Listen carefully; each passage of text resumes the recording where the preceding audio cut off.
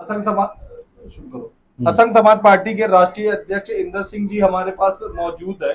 ये सभी दर्शकों से, भारतवासियों से, देशवासियों से, दुनियावासियों से कुछ कहना चाहते हैं जी। मेरे प्यारे भाइयों, बहनों, बुजुर्गों व नौजवान साथियों, मैं समस्त देशवासियों से और जो हमारे देश के किन्नर हैं उनसे, समस्त देशवासियों से अपील करता हूं कि असंख्य समाज पार्टी एक गरीबों की पार्टी है जो गरीबों के हित में करीब 2011 से चुनाव लड़ती चली आ रही है। और मैं ये अपील करता हूं कि असंख्य समाज पार्टी का अकाउंट पंजाब नेशनल बैंक कूट कला में खुल गया है, जिसका अकाउंट नंबर 18 52 10 21 00 00 14 50 है। यदि कोई भी भाई इस अकाउंट में पैसा डालकर असंख्य समाज पार्टी की हेल्प कर सकता है तो वो अवश्य हमारी पार्टी की मदद करें, जिससे हम देश की जनता की हेल्प कर सकें और हम देश हित में आगे भी संघर्ष कर सकें।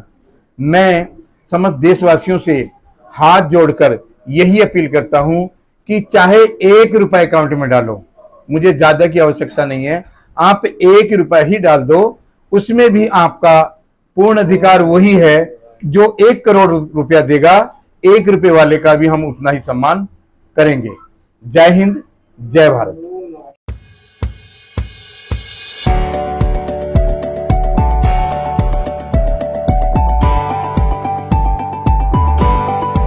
खबर के दर्शकों का स्वागत है, देशवासियों का स्वागत है। आज हम मौजूद हैं असंग समाज पार्टी के विद्वान राष्ट्रीय अध्यक्ष श्री इंदर सिंह लखीमपुरी के साथ में। इंदर सिंह जी के बारे में मैं बता दूं कि जिस तरीके से मुलायम सिंह यादव समाजवादी पार्टी के मुखिया हैं और लालू प्रसाद यादव राष्ट्रीय जनता दल पार्टी के हैं और नीतीश कुमार जदयू पार्टी के मुखिया, उसी तरीके से असंग समाज पार्टी के मुखिया राष्ट्रीय अध्यक्ष इंदर सिंह लखीमपुरी हैं। इंदर सिंह जी हर मुद्दे के ऊपर अपने एक खास क्रांतिकारी विचार रखते हैं। अभी हाल ही में देश में 3 ट्रेनों की दुर्घटना हुई। 3 ट्रेनें पहली बार जब से देश आज़ाद हुआ है वो आपस में टकराई।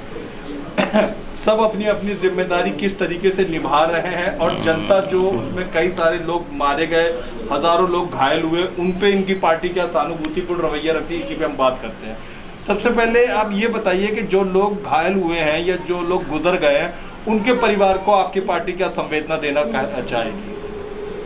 देखिए, जो मृतक हैं, जितने लोगों की मृत्यु हुई है इस हादसे में, हमें बड़ा दुख हुआ है। और मैं ये कहता हूँ, जो प्रधानमंत्री, माननीय प्रधानमंत्री महोदय जी ने घोषणा की है वो प्रत्येक व्यक्ति के घर तक पहुँचनी चाहिए। और जो मुख्यमंत्री जी ने घोषणा की है वहाँ के, बोलते जाइए, वो भी प्रत्येक व्यक्ति तक पहुंचनी चाहिए। मैंने न्यूज़पेपर में पढ़ा था कि माननीय प्रधानमंत्री महोदय जी एक मृतक को 12 लाख रुपए देने का आश्वासन दिया है, माननीय प्रधानमंत्री महोदय जी ने। और वहाँ के जो सीएम हैं उन्होंने 10 लाख रुपए देने का आश्वासन किया है। तो मैं ये कहना चाहता हूँ कि यदि ये आश्वासन दिया है, मैं पूछना चाहता हूँ किसी को पैसा अभी तक दिया गया है, नहीं दिया गया? सबसे बड़ा मुद्दा तो ये है। और जो रिजर्वेशन थे उन्हीं को ही दिया जा रहा है या जो जनरल बोगी में थे उनको भी दिया जा रहा है? रिजर्वेशन का तो रिकॉर्ड हमारी सरकार के पास है, लेकिन जो गरीब जनरल बोगी में थे उन लोगों को भी मुआवजा दिया जा रहा है, नहीं दिया जा रहा है? मैं कहता हूँ ये जो जनरल बोगी के जो लोग थे और जो रिजर्वेशन के जो हमारे मृतक हैं, जनरल बोगी में मृतक हैं, उनकी लिस्ट तुरंत जारी की जाए, जिससे देश के सामने पता चले कि कौन किस नाम से था और किसकी मृत्यु हुई है। मैंने सुना है कि मुर्दा घर भर चुके हैं, लेकिन वहाँ पर जगह नहीं है रखने के लिए। स्कूल में डेड बॉडी रखी गई है। यदि वो डेड बॉडियाँ स्कूल में रखी गई है तो मुझे लग रहा है जनसंख्या ज़्यादा हो सकती है, उसको कुछ छिपाया जा रहा है। लेकिन मैं माननीय प्रधानमंत्री महोदय जी से, माननीय गृह मंत्री महोदय जी से और माननीय जो वहाँ के सीएम साहब हैं उनसे अपील करता हूँ कि दुख चाहे करोड़पति मरे तब भी दुख होता है और चाहे गरीब मरे तब भी दुख होता है। हमारी असंख्य समाज पार्टी सबके लिए दुख प्रकट करती है और न्याय की मांग करती है कि सबको उनका जो प्रधानमंत्री महोदय जी ने घोषणा की है मुआवजे की वो दी जाए। लेकिन मेरे नॉलेज में ये नहीं आया अभी तक कि घायलों को कितना पैसा डिक्लेयर किया गया है, कि घायलों को भी पैसा मिलना चाहिए। और मैं माननीय प्रधानमंत्री महोदय जी से यही अपील करूंगा।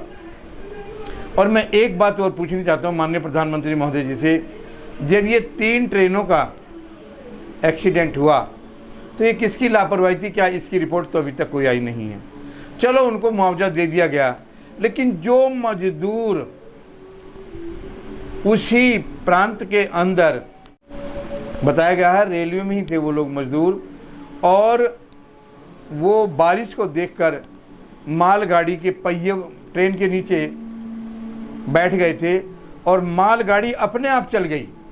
वाह, क्या कहने हैं इस देश के। अब तो गाड़ियां अपने आप चलने लगी तो इंजन की आवश्यकता क्या होगी? फिर तो तेल की और गैस की कीमत कम होनी चाहिए। मालगाड़ी अपने आप चल गई और वो करीब 15-20 मजदूर उसी के नीचे कटकर मर गए। उन मजदूरों को आज तक माननीय प्रधानमंत्री महोदय जी ने कितनी रकम की घोषणा की है? मुझे इसका जवाब दिया जाए। आज तक कोई घोषणा की उनके बारे में, कोई भी जो मजदूरों की हत्या हुई है, उन जो मृत्यु हुई है उनके बारे में आज तक कोई घोषणा नहीं की गई है। और मैं महामहिम चीफ जस्टिस महोदय जी से अपील करता हूं कि जो लव इन एक वो बनाया है, क्या होता है ये परंपरा, लव इन परंपरा बनाई गई है, इस परंपरा के मुताबिक प्रतिदिन हत्याएं हो रही है। आदमी 50 साल का है तो लड़की 20 साल की है, 30 साल की है। क्या इस पर भी कोई प्रतिबंध लगना चाहिए? मैं माननीय प्रधानमंत्री महोदय जी से, महामहिम चीफ जस्टिस महोदय जी से अपील करता हूं कि लव इन में भी एज होनी चाहिए। ये नहीं कि जिसको मर्जी हो उसको अपने कर लो और काट के फेंक दो और उसको तलो। कोई तल रहा है, कोई इसका कीमा बना रहा है, कुत्तों को खिला रहा है, कोई पत्थर से मार रहा है, कोई चाकुओं से गोद रहा है। तो ये क्या है? महामहिम चीफ जस्टिस महोदय जी, असंख्य समाज पार्टी आपसे हाथ जोड़कर अपील करती है, यदि इस पर अंकुश नहीं लगा तो मैं ये बताना चाहता हूं कि आने वाले समय में लोग मैरिज नहीं करेंगे, लोग लव इन ही करेंगे और उसमें प्रतिदिन हजारों लाखों हत्याएं होगी। बहन बेटियों की हजारों लाखों हत्याएं होगी और हमारा देश, हमारे देश के लीडर देखते रहेंगे। कहाँ ले जाएंगे? जेल में। जेल में ले जाने से होता क्या है? भोजन तो वहाँ भी मिलता है। लगा दो एक की फांसी। या तो ये होना चाहिए कि जो ऐसा हादसा करता है उसकी फांसी होनी चाहिए। यदि कोई मर्डर कर रहा है तो फिर उसको बख्शने की क्या जरूरत है? थाने में जाकर बोल रहा है, एक विजय बिहार का मैंने सुना है, 50 साल का आदमी था, जा रहा थाने में, विजय बिहार थाने में जाकर बोल रहा है कि मैंने अपने मतलब जीवन साथी अपनी औरत की हत्या कर दी। बताओ, लव इन पे था वो। एक वहाँ पर था महाराष्ट्र में, उसको बोल रहा है, उसने तो बोला भी नहीं, उसने तो उसका कीमा बनाया, फिर कुकर में पकाया, फिर कुत्तों को खिलाया। बताइए, वाह, ये मेरे देश का कानून है। जरा अंकुश लगना चाहिए इन कानूनों पर। हमारे माननीय गृह मंत्री महोदय जी, हमारे प्रधानमंत्री महोदय जी, हमारे कानून मंत्री महोदय जी, हमारे महामहिम चीफ जस्टिस महोदय जी जो सुप्रीम कोर्ट में बैठे हुए हैं, डेली देख रहे हैं, इस पर कोई अंकुश नहीं लगाया जा रहा है। मैं आप समस्त उच्च नेताओं व अधिकारियों से एवं महामहिम चीफ जस्टिस महोदय जी से अपील करता हूं कि इस पर अतिशीघ्र यदि अंकुश नहीं लगाया गया तो ये देश की महिलाओं कि ज़िंदगी ऐसे ही बर्बाद होती रहेगी। इस पर अतिशीघ्र अंकुश लगाना चाहिए। अब संघ समाज पार्टी के राष्ट्रीय अध्यक्ष जी के पास हम मौजूद हैं।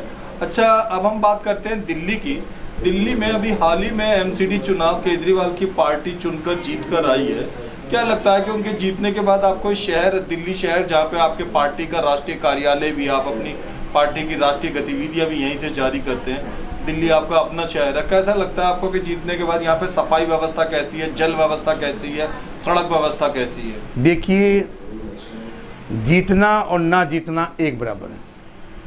मैंने देखा है, पूरे क्षेत्रों में घूम रहा हूँ मैं, कहीं पर भी कोई सफाई नहीं है। नालियों में इतनी गंदगी भरी हुई है, मच्छर पैदा हो रहे हैं, और ये तो खाली अपनी वाहवाही लूटने के चक्कर में करते रहते हैं, लेकिन इससे कोई भी हमारे दिल्ली की जनता को कोई फ़ायदा नहीं हुआ। तो आपका कहना है कि 15 साल जो बीजेपी राज करती रही एमसीडी में, वो अच्छा काम कर रही थी? उन्होंने भी ऐसे ही किया है। अभी तक दिल्ली के अंदर कोई सही कार्य करने वाला सीएम नहीं बैठा है। ये भी तो बीजेपी का ही पिट्ठू है, आरएसएस का है। 15 साल पहले शीला दीक्षित की सरकार रही, तब आपको लगा कुछ काम हो पाया? उस टाइम नालियाँ ही नहीं बनी थी यहाँ पर, तो मैं क्या बता सकता हूँ? जब उस टाइम नाली नहीं थी तो क्या बता सकता हूँ? वर्तमान की बात करते हैं, हाल ही में चुनाव होने वाले हैं मध्य प्रदेश और राजस्थान में। आपकी पार्टी के दोनों स्टेट में अपने नुमाइंदे खड़े करेगी? देखिए, मध्य प्रदेश, राजस्थान और छत्तीसगढ़, ये 3 प्रांतों में चुनाव होने वाले हो रहे हैं, और इसमें हम लोग तीनों प्रांतों में चुनाव लड़ाएंगे। अच्छा। और मेहनत कर रहे हैं, और लोकसभा की भी तैयारी हम लोग कर रहे हैं। हजारों लोग आपको देख रहे हैं, किन लोगों को आप टिकट देना पसंद करेंगे? जो लोग चुनाव लड़ने को इच्छुक है, आपकी आवाज़ सुन रहे हैं, देखिए, देते हैं हम शासक उसको बनाते हैं जिसको कोई नहीं चाहते हैं। अच्छा। हम उसको शासक बनाते हैं जिसको कोई चाहता ही नहीं है, हम उनको टिकट देते हैं, उनको लड़ाते हैं।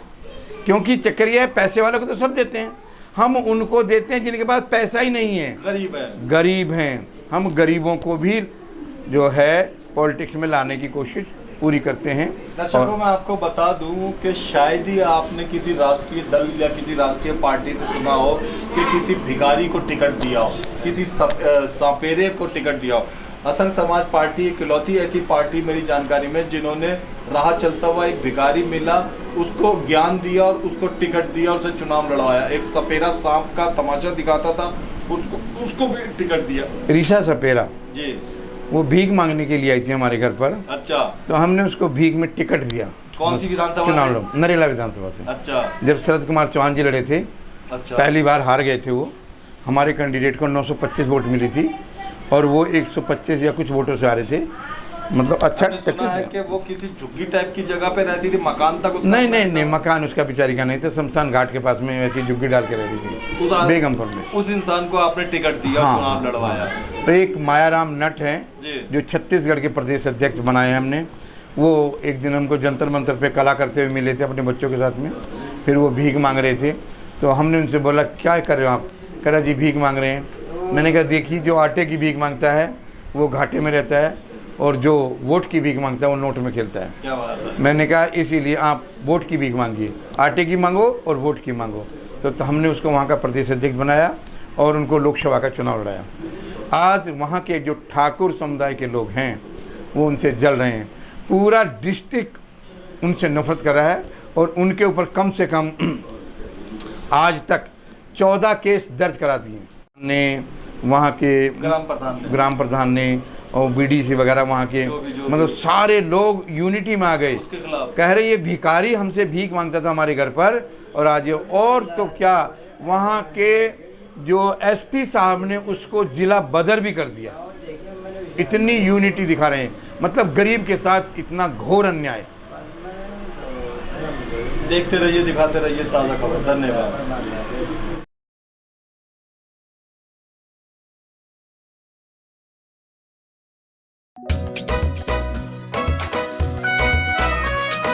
हर पल मस्ती और रंगीन विद सतमोला नमकीन, इससे बेटर है नथिंग। सतमोला नमकीन डिफरेंट टेस्ट है बेमिसाल, पनीर भुजिया भी कमाल। मीठे टेस्ट के सब शौकीन, हाँ सतमोला नमकीन। सतमोला स्वीट्स एंड नमकीन, इससे बेटर है नथिंग। हाँ सतमोला नमकीन।